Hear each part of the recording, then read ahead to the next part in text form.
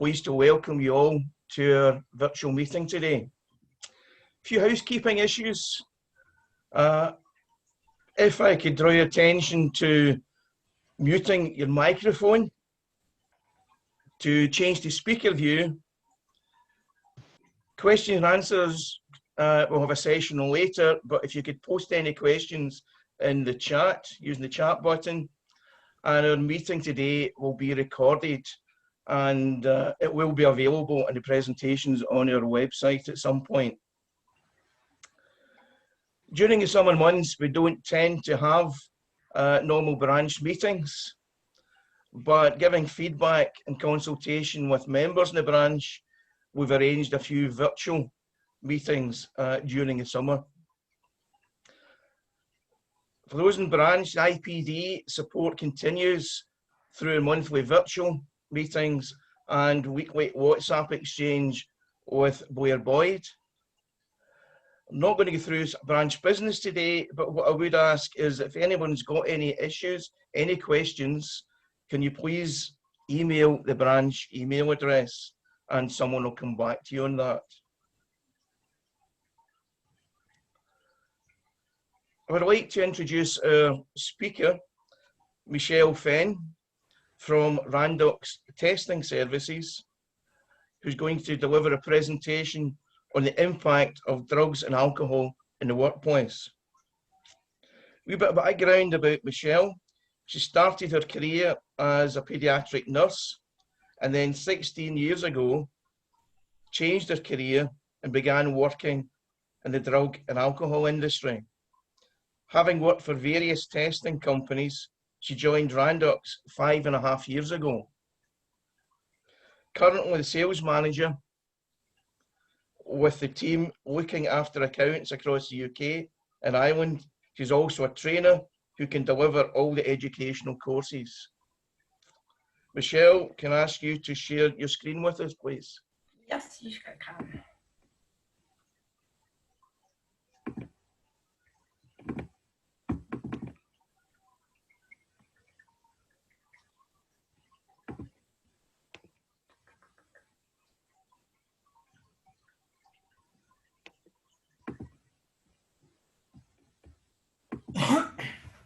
Got visibility of that? Can everybody see that? Yeah, if you just put it in presentation mode, we'll be able to see it better. I'm just trying to, but I can't see the top bar because of the black thing. So 1 second. Slideshow.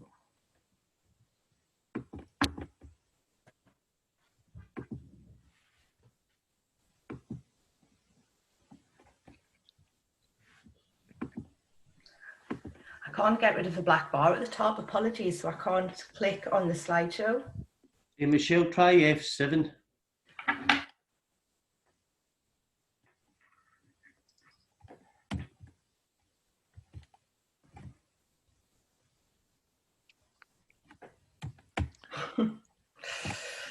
Don't you just love it? No, it's not working, F7.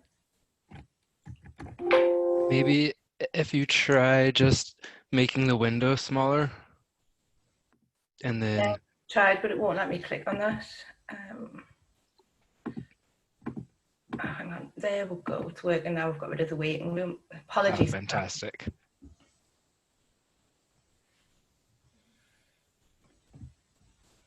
Okay, is everyone ready for me to start? Yeah? Yep. Okay.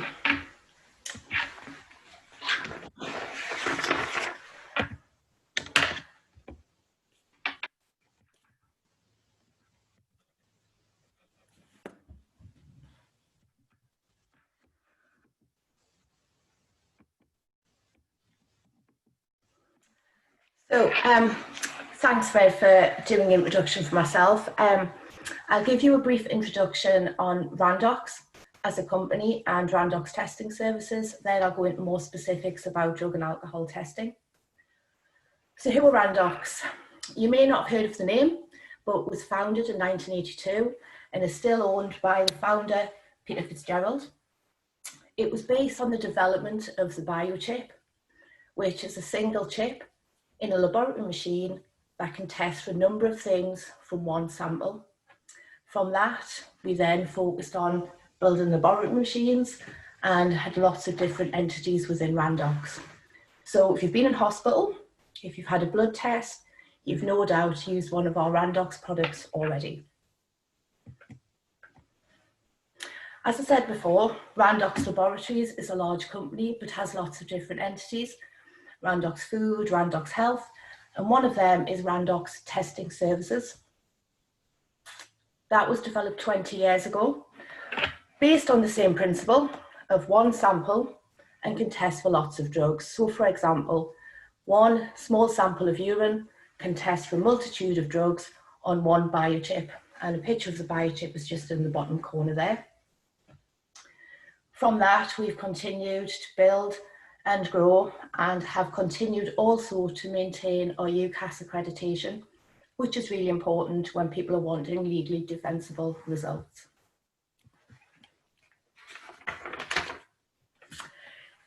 So I've looked at some statistics specific to Scotland, and as you're aware, statistics are always a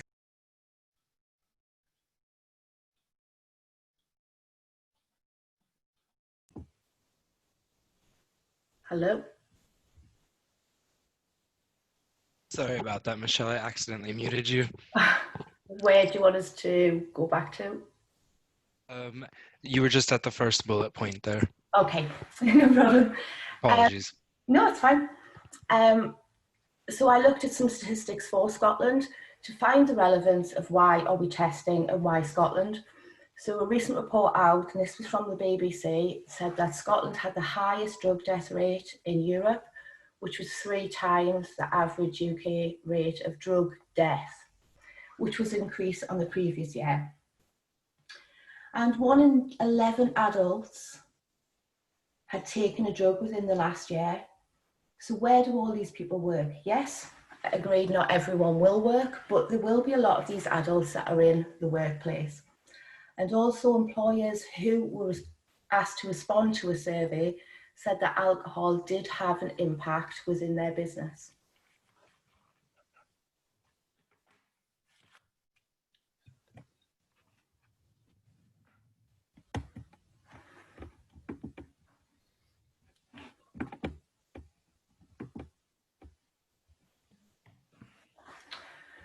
So most drug-related deaths in Scotland were due to heroin, a drug that's very familiar with people have probably heard, but the next factor and the reason people have died in Scotland due to drugs is from taking pills, and they're often prescription drugs. A thing that a lot of people aren't aware of, that prescription drugs are a big problem. This is particularly important when you look at drug driving.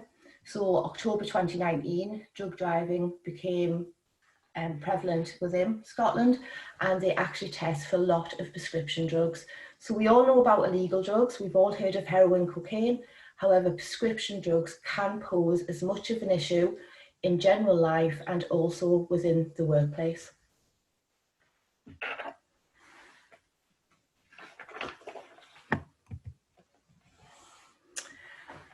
So within health and safety, we all have responsibilities, and I would imagine most people in IOSH are very familiar with health and safety. Now, I won't pretend to be au fait and in-depth with all of these acts, but these are the acts that I think are particularly relevant to a workplace and should be taken into consideration when doing a workplace policy. So even if a company decides they aren't going to do any active testing, I feel it is very, very important to have a policy in place. You need to be shown to be recognising that drugs and alcohol can have an impact within your workplace. The HSE do state that employers have a legal duty to protect the employee's health and safety and to develop a policy to deal with drugs and alcohol.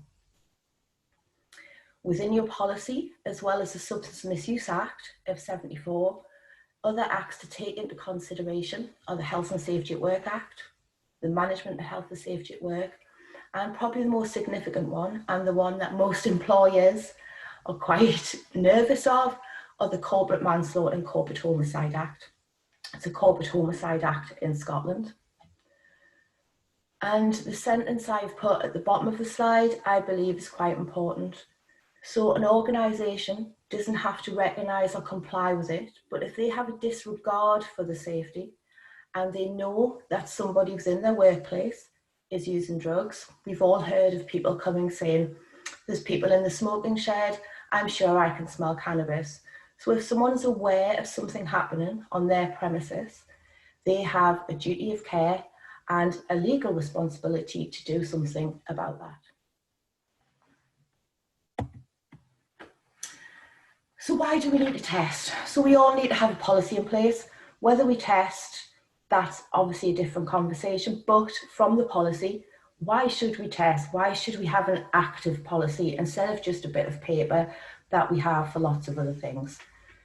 Most important thing, I think, on this is that you want your workplace to be safe, not just for the person that's potentially using drugs, using alcohol, but other people that are working with someone. Now, I always use an example of if I was a scaffolder working in a roofing company and I had never ever used drugs. However, the person next to me I knew used drugs on a regular basis. The potential of that person causing an accident to the whole of the workforce or me working alongside them is quite high. So it's not just the person that is abusing drugs or alcohol, it's obviously everybody that works with that person.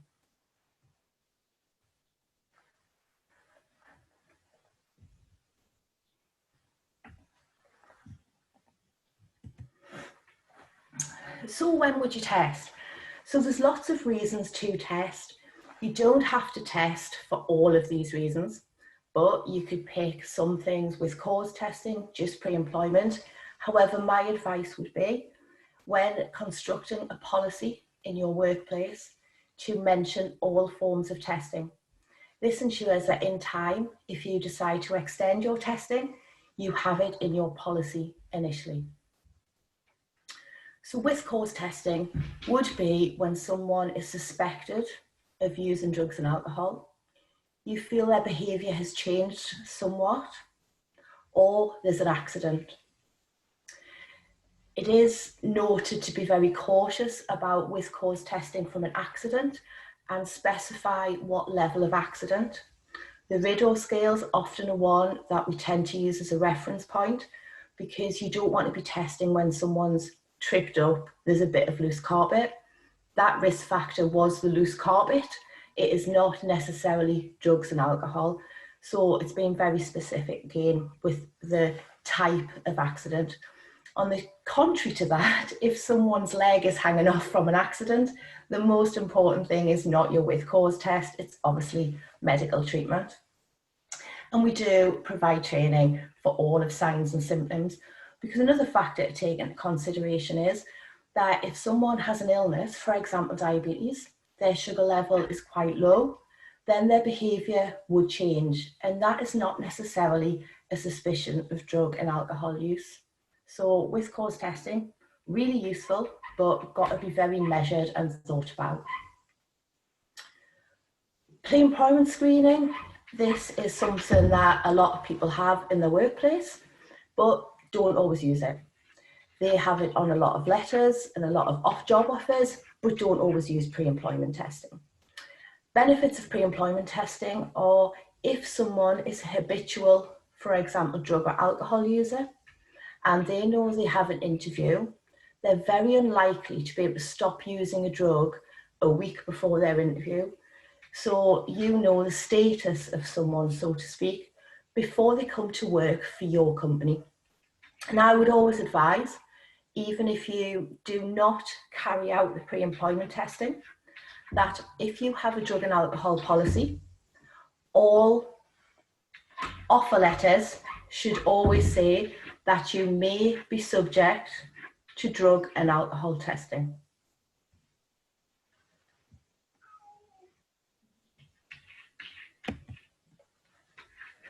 Random testing, this is a good test to have within any workplace. Now, there's no specified time and how often you have to do the random testing. However, it should always be done at least once per year. My advice, one second, my cat is just scratching. Apologies everyone, my cat was scratching at my door. Random testing, really important, at least once a year, because what people then will realise is they read a policy and say that you will do some drug and alcohol testing. People look and think, yeah, it's a policy. When they actively see some drug and alcohol testing happening, it makes people think about maybe their drug use, their alcohol use, and should they be more mindful that if they're going to use drugs or alcohol, that they've actually got to go to work and could be tested at any point. This is something that the company can decide how often they get tested, or some companies come and say, we want testing 4 times a year, you just come whenever, or you just tell us to do that. So there's always options with random testing. Then it's what fits in with your business the best at the time. And the final testing is abstinence testing. So this could be if an employee comes to you and says, I have a drug problem, and you want to keep that person in the workplace. Obviously not doing safety critical duties. However, you could say, okay, you will remain in the workplace, but you must agree to regular testing. Or if the person has a positive drug test and a decision is being made with support that you want to keep them in the business, then abstinence testing would be something that you would use to help maintain in the business.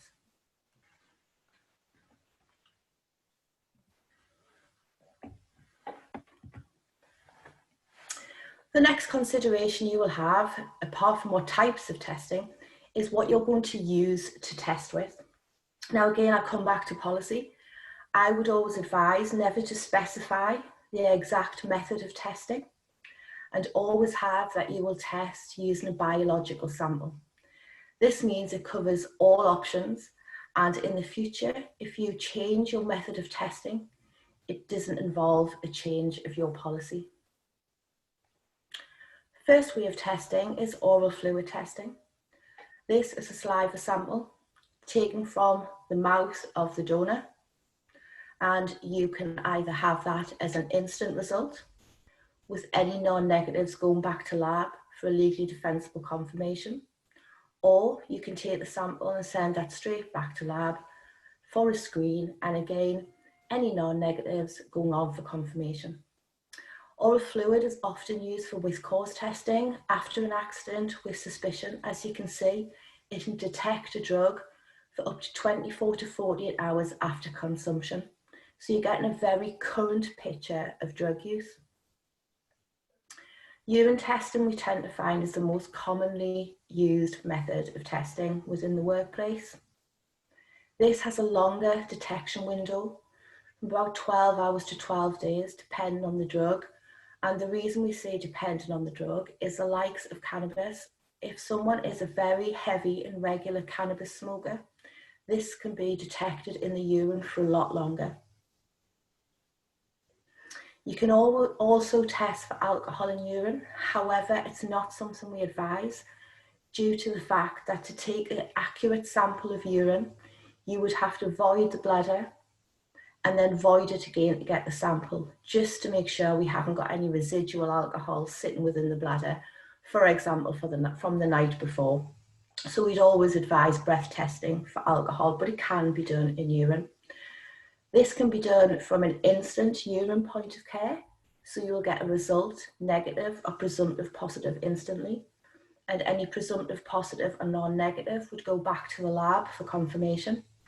Or you can send your urine test straight back to the lab for screening, and again, a negative is a negative, a presumptive positive or non-negative would go on for confirmation. I've tended to see recently more companies are tending to send their random urine samples back to lab for screen. What that is enabling companies to do is not suspend people on the result of an instant test, which a lot of the time is due to prescription medication. The argument I get and the concern I get from people, oh, well, we're not doing instant tests, we're sending that back to the lab. For random testing, if someone had not been chose for a random test, then you wouldn't have known their drug status anyway. And the likes of Network Rail will use all back to lab screening and no instance. And I think you will all agree that Network Rail is classed as quite safety critical. So if it's good enough for Network Rail, it can be implemented into most workplaces. We can also test using hair. Ideally, head hair is the best hair to use. Averages out about 1 centimetre is about a month. Really, really good for abstinence monitoring. So if someone's in the workplace and they're saying they haven't used over 2 months, providing they have enough head hair, we can look at 2 centimetres of head hair, have 2 months of drug use and see if they have actually abstained from using drugs. Also really good for pre-employment. So you're getting to see what someone is using previous to employment with you. Have they got an addiction or are they a regular user? One, I suppose, downside of hair is that it takes up to 2 weeks for the drug to grow into the hair. So you have a 2-week gap where you wouldn't detect something. So hair would be no good at all for full cause testing, and hair wouldn't be much good for random testing either, because you're not getting a current picture, you're getting more picture of historical drug or alcohol use with hair. Now, as I mentioned before, definitely the best method for testing for alcohol is breath. So in Scotland, your drink drive limit is 22 in breath. You would state on your policy what your limit is. Majority of companies tend to put their drink drive limit as their policy, but it's entirely a workplace decision as what you have as your drug alcohol testing limit. Obviously, Network Rail is lower, and people working in safety critical and flight crew and aviation would be lower as well. But in general, it would be 22 in breath is your drink drive limit in Scotland. Normally detect for around 24 hours, but as the typical question everybody asks, so how much can you drink before you get a positive breath test? It depends on so many factors: tolerance, what you've had to eat, how much sleep, but it's a very current picture. We will always do 2 breath tests as well. So you'll have a first test. If it's negative, fine. If there's any reading on the first breath test, we will always go on to a second test to make sure that that limit isn't rising and someone hasn't just had a very recent drink, therefore your alcohol limit would increase. And there's just a quick slide and an overview of what I've actually been saying. So there's your detection windows. So as you can see, oral fluid, hair and urine, they all overlap at some point, but they have different uses and different reasons why you're testing. But I think it kind of explains there quite visually the detection windows of all different methods of testing. You can also test in blood, but we would never ever recommend that within a workplace. That tends to be used more in forensic cases.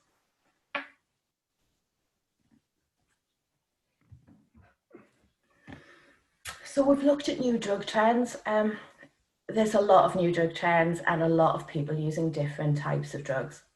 So your controlled illegal drugs, the ones that would be on your Substance Misuse Act, and the ones that everybody have heard of would be the likes of heroin, cocaine, cannabis. These are all illegal drugs and have a drug classification on them. These are still the most commonly abused drugs. In our lab, we look to see what we get in. We definitely still get heroin, though definitely not as much. And the most popular drugs and the most we see is cocaine and cannabis. I touched on before about prescription medication, and this is becoming definitely something that is abused more than ever. So if you're on a prescription drug, that's fine, as long as you are taking the prescribed dose and as long as you are taking your own prescription medication. So a lot of people, and in the past, will say, oh, well, my partner was prescribed this drug, I just took a few of them. That actually is illegal as well, to use somebody else's prescription medication. In the workplace, what is quite hard is that most prescription medication will have do not operate machinery if drowsy, if causes any effects, but have people a facility in workplaces for people to go to somebody and say, I am taking this medication, will it impact on me at all? The two I've mentioned in prescription medication, methadone and buprenorphine, are used to treat opiate addiction, most often heroin addiction. These are something that should be declared to an employer, but they're also something that should be declared to the DVLA. However, there's no legislation and nothing to make people do this. Your own GP cannot inform the DVLA about this, and methadone especially has quite a sedative effect and often the same effects of heroin. You'll have all heard of K2, of spice, very much in the media about turning everyone into zombies. Yes, it's seen in the workplace. It does not turn everyone into a zombie. It's obviously about tolerance and how much people take. However, we used to test a lot for K2 spice, and now we're advising people that actually K2 spice now is probably not a good drug to test for.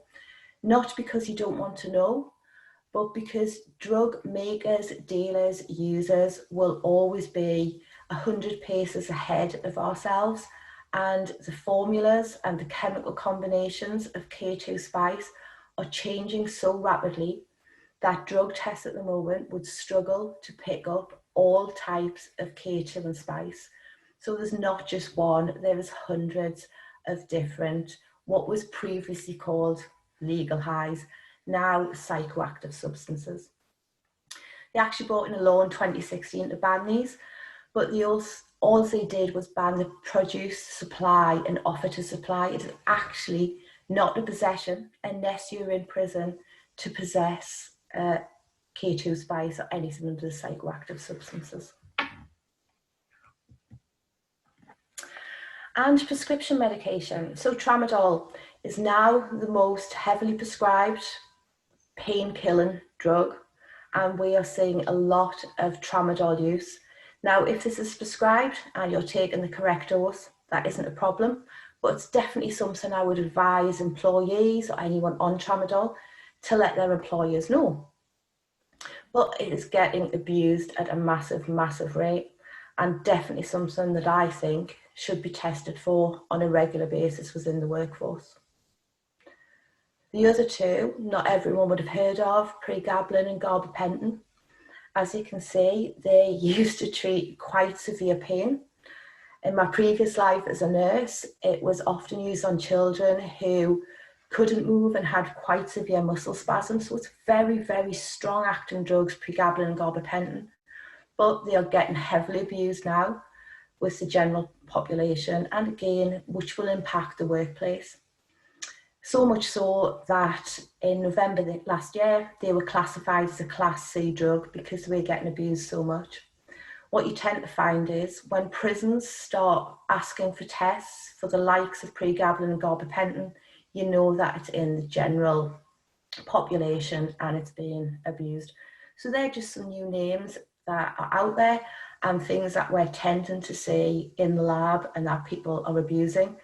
So yes, there's your illegal drugs, there's cocaine, there's heroin and cannabis, but there is new drugs out there, and it's an ever-changing market of what people are using and what we need to look at as a testing profile.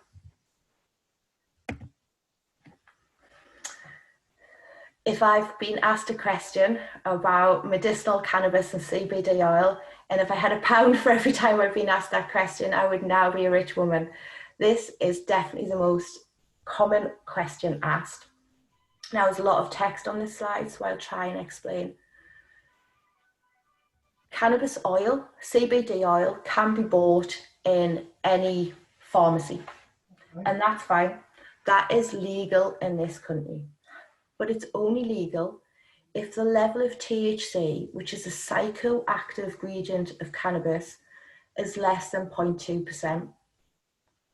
So when you have a drug test for cannabis, we're not testing for cannabis, we are testing for THC, which is a psychoactive ingredient.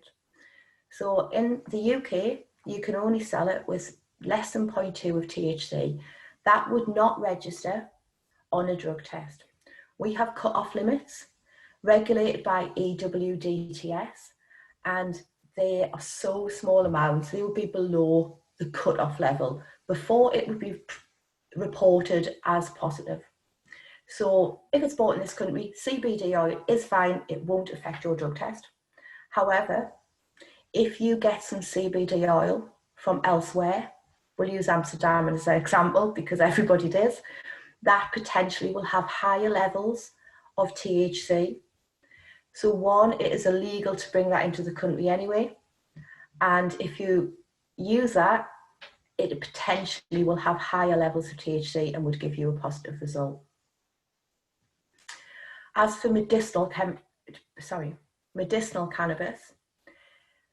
cannabis can now be prescribed. However, the last report I saw, there was only 421 active prescriptions for medicinal cannabis within the UK. It is not something that is prescribed on a regular basis. And you will find that most standard GPs will not have a license to prescribe medicinal cannabis. If somebody, an employee or someone in the workplace says, I am prescribed cannabis, it is treated as same as any other prescription medication. They will have a prescription on it and that's fine. If they don't have the prescription, it's not prescribed cannabis. So I hope that's helped because that is a very big question that a lot of people ask about CBD and about medicinal cannabis. So I've talked about traditional drug testing methods, oral fluid, urine, hair and breath. However, there is some new things out there. Some are better than others, some are in quite early phases of use. So the thing that I've seen a lot about at the moment and have done quite a bit of research in is fingerprint testing. Initially, I was quite excited by this and thought, yes, there's a new way of testing. However, it is based on sweat on the fingerprint. Current status with COVID-19 and the amount of hand sanitizer gel and the amount of hand washing, fingerprint testing actually couldn't be used at the moment because you'd be washing away everything on your hands.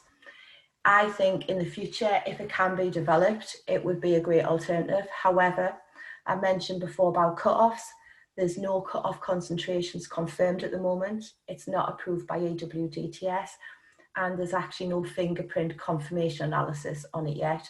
But it is out there and hopefully it can progress so it can be a new method of testing because it's definitely less invasive than anything else.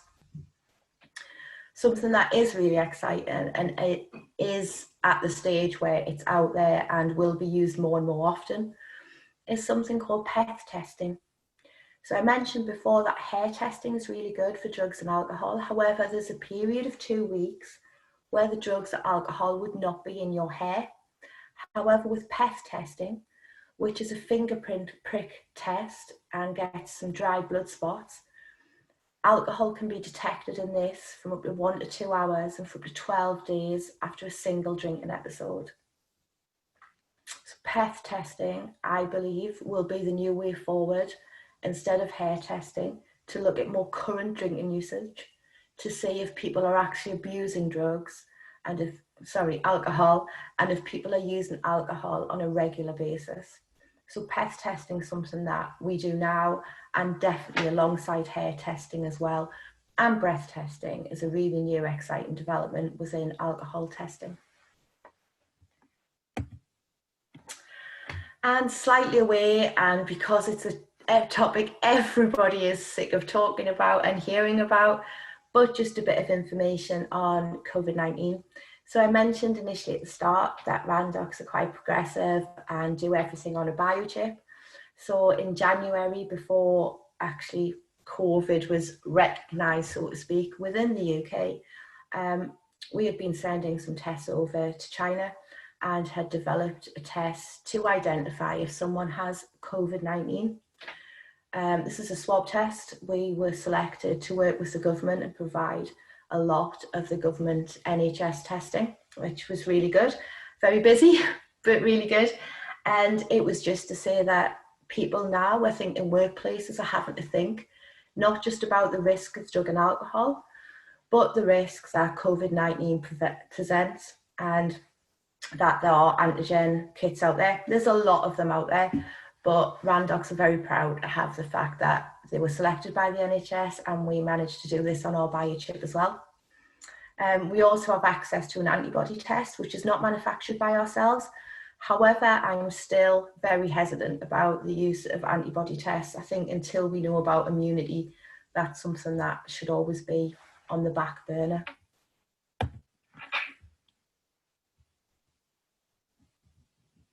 And that's me.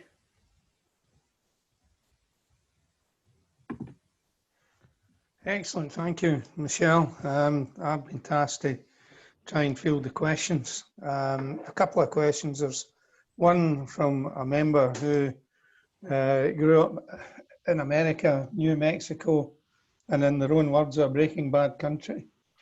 Drug testing was commonplace in this part of the world, even in the low-skilled workforce. Do you know why the UK doesn't have as strong a testing culture with the statistics that you just put up on your slides? I think it's lack of information. I believe that people think that if they test, they've got to test all the time. That how can we do this testing? This is really hard. What do we do if we get positives? We're going to have no workforce left.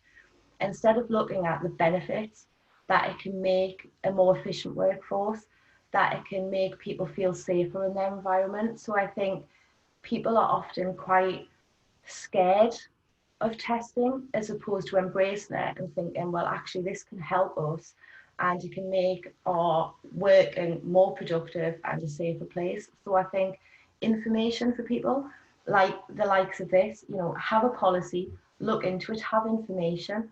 And yes, statistics can be quite scary, but I don't believe that that every workplace in Scotland is not impacted in some way, whether you know it or not, by drugs and alcohol. So I think it's about information. I think it's about people understanding and not being scared of testing and using it as a positive thing, as opposed to, let's say, who we're going to catch. Does the statistics show that we should be drug testing in a more commonplace, or do you think the approach that we've got in the UK is appropriate? It depends. You will tend to find some industries tend to have a higher prevalence, but we will see so we have a proportion of customers. There's lots of companies out there. We would see about a 10% positivity rate, and that's only on people that are actually testing. So if you think about all the companies out there that aren't testing, if you add that together with statistics, I think there's a lot of people out there that are at work at the moment and could potentially be causing an accident or being less effective just because you don't know and they've got away with it so far. So yeah, it's never going to become law to test, unfortunately. Personally, do I think it should be? Yes, I'd rather be in a safe working environment, but I think the more education we can get across to people, then that's the only way it's going to happen. Good point. Are there any drawbacks in the fingerprint testing? Say, for instance, somebody has a fingerprint testing. You know, when I do drug and alcohol testing, you do the breathalyzer and you do the urine test, which is automatic. How does the fingerprint testing work with regards to testing for talking sake, heroin? There's a limited panel, limited amount that you can test for on fingerprints, only 5 or 8 drugs at the moment. I suppose the downside would be that if I commuted to work and I was commuting on the train, on the bus, whatever, coming into work, what have I got on my fingers? Now, I might not have consumed any drugs, and this tests for the parent drug, so the actual drug. It doesn't test for the metabolite. So if you test for the metabolite, it's that it's been absorbed within your body.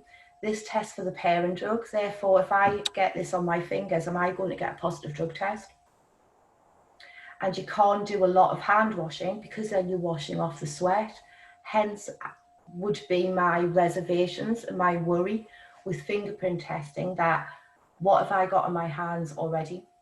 And also because if I was going to confirm on that, I would have to take an oral test, and I can't confirm on the fingerprint. Therefore, I'd be using two different forms of testing, therefore could have quite different results. I always believe if you start with urine, you finish with urine. If you start with oral fluid, you finish. You don't mix your source of testing. So that would be my reservation with fingerprint testing. The reason I'm asking for that question is because us as a large organisation always get the companies contacting us saying we've got this great new test and it's a fingerprint test, and then what they tell you, all the good points, what they don't tell you is you've got to test generally more than one finger, so you've got 10 finger tests to take in this particular device, and then if it comes back with a situation where it's non-negative, presumed non-negative, you still need to do another test. Yeah. So that's why I was putting it out there that sometimes if it is quick fix to say, yeah, you're all good and we've got a great compliance, it's great. But if you've then got to do the further testing, it can be more complicated, and they're expensive bits of kit. They're not cheap. No, and I mean, it would be great if we had something new in the market, but I just think at the moment, oral fluid, urine, hair and breath are the tried and tested, the defensible things within the market. The last question I've got is this a relatively new test, a PET test, where it's essentially drops of blood onto, I would imagine, a glass screen. Like an abstinence paper. What training is involved with that? Because obviously you're dealing with a prick test in your finger, and then it's blood, etc., etc. So that, in that sense, has got a wee bit more of a risk pertaining to it than urine. I mean, I would always advise that it's collected by, not necessarily phlebotomist, but by a collection officer. For example, you don't want to necessarily be dealing with blood with a colleague. So it's a very quick test, but all of our collection officers obviously are trained to do this. And I think with a finger prick test, yes, it's quick and easy, but it's known which finger. It's known not to do in the middle of the finger. So I would always advise a collection officer to carry out the PET test, just because you're dealing with blood. And blood in the workplace should always be managed with a lot of risk assessment and with people that are actually trained to do it. Yeah, thank you very much. I've not had any more questions through the portal. Oh, hang on. Does testing act as a deterrent? We test our staff as an interface with Network Rail, and it is known within the industry that the test levels are low, but there are still people who are tested positive. What else can be done to increase the levels of testing? So basically, does testing act as a deterrent is the first thing, and then the levels can be low, but there are still people who are tested positive. And I'm not so sure about an interface company with Network Rail, but I know Network Rail and the SPT have got zero tolerance. So what I heard that as was, so Network Rail have a requirement that you do a certain amount of random testing on a certain amount of time. However, that's for companies that work maybe on Network Rail sites. But in addition to that, you might think that there's a bigger problem within your workforce. So you could still have random testing in addition to Network Rail testing. You could still do it the same way as Network Rail. You could send it back to lab. You could do it instant. So you could have additional testing. I believe that random testing acts as a massive, massive deterrent. If you're self-collecting and you're doing it in-house, or if you're getting collection officers to come to your site, if someone is going to turn up, and they potentially could turn up at your work site at any time, and you could randomly pick for a drug test, you will find that a lot of the time, a collection officer, I'll use that example, will turn up on a site, and you find people suddenly have to go home sick, or suddenly need to leave site in quite a hurry. And it's a deterrent. You know, you don't know the next time someone's going to turn up. They might turn up on the first Monday in July, and you might not see them again for 6 months, depending on how often you're looking at testing. But also they might come Friday that week as well. So I think even if you don't get picked for a random test, knowing that actually at any point you could get tested for drugs and alcohol will be a deterrent. And I think as well, if in an area people know that this company ABC test for drugs and alcohol, people think twice about working at that company. You will find people that use drugs and alcohol on a regular basis know which companies test for drugs and alcohol. And you don't want to work for a company that could potentially test you because you might lose your job. So it's about having a presence so people know what your beliefs are. Thank you. Another one's come in here. I spend a lot of time at the gym. This is from somebody else, obviously. I spend a lot of leisure time in the gym scene. And one question I regularly hear is about drug screening for performance-enhancing drugs, steroids, etc. What are the people's thoughts on the need for this, given that very few PEDs have a detrimental effect in the workplace? Can PEDs be detected during other screening tests?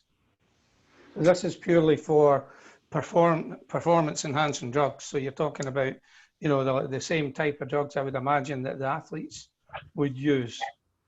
Particularly, I'll focus on steroids within gyms. So a lot of gyms, not all, steroids are quite regularly seen and offered to people, personal trainers will say. However, it's not so much focusing on the effects of steroids, which do have an effect on people's mood and effect on people in general.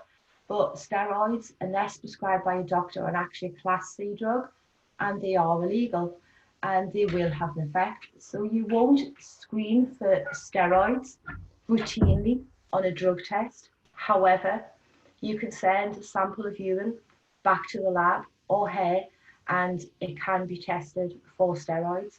So it wouldn't be a routine test you would do, but you can test for steroids within the lab. And I think what we've got to remember is it's actually an illegal drug. Yeah, and it needs to be written into your policy. Yeah. Another question here. Do you think it might discourage people from reporting accidents?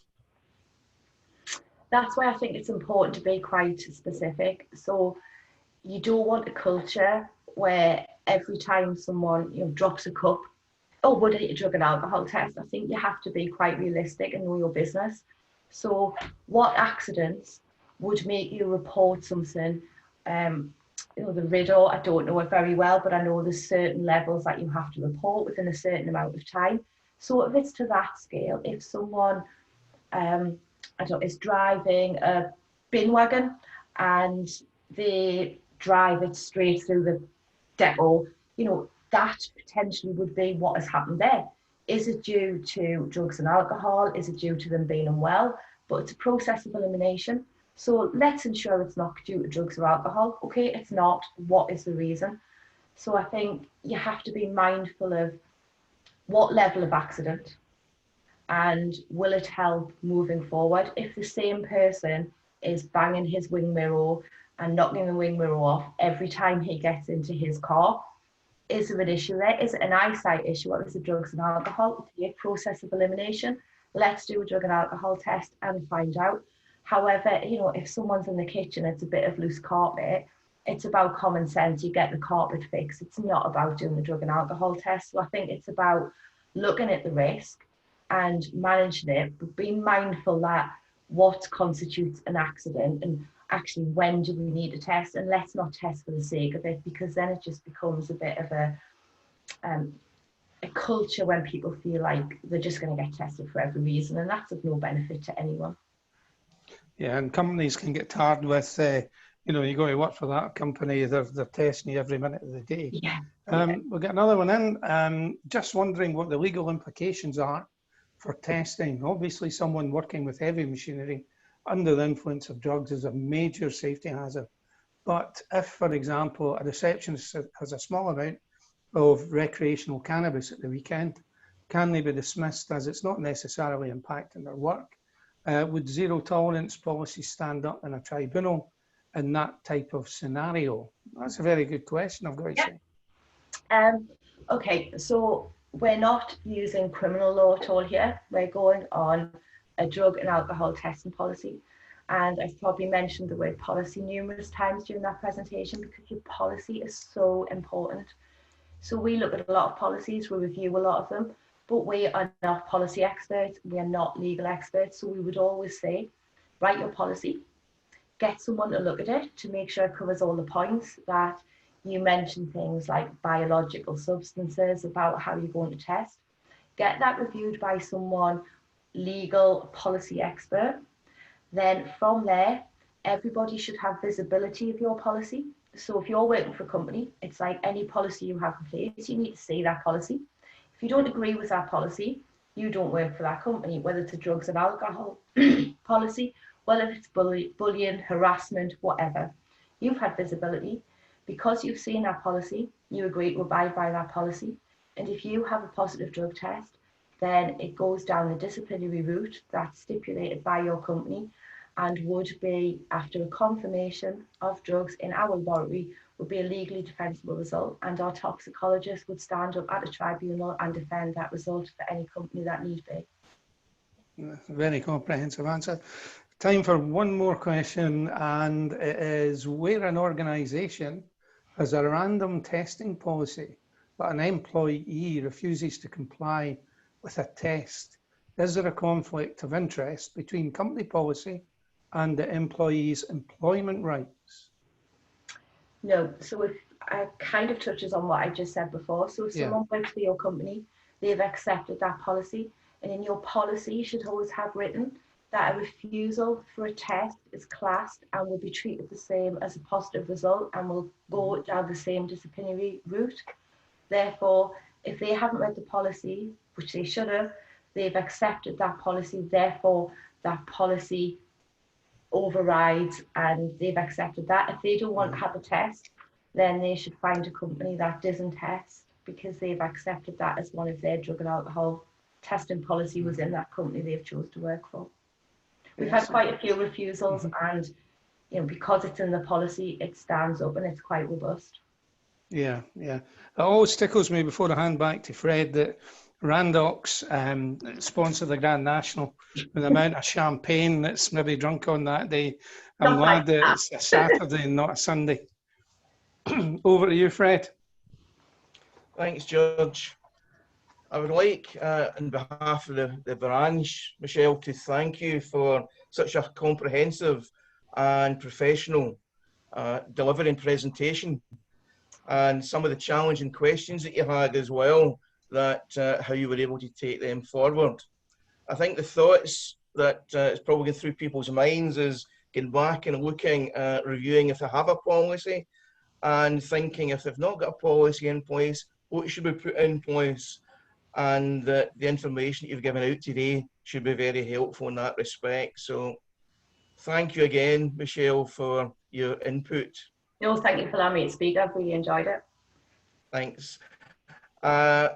Folks will be able to see that there's a poll, and if you would just complete that before you leave today. I would like to say that our next virtual meeting will be on Friday, the 21st of August, and it'll be with Eddie Woods from Cardale. And those that have heard Eddie speak in the past, I'll not want to miss this presentation. Reputation on goes before us, and a very good friend of the branch. So make sure you register for the event. Remember also that the opportunity exists in this virtual environment now to join others in webinars globally from the comfort of your own home. And it was great to see people from all areas today joining in with us and being able to share together. So I look forward to seeing you online next month. Until then, keep safe and keep well. Thank you.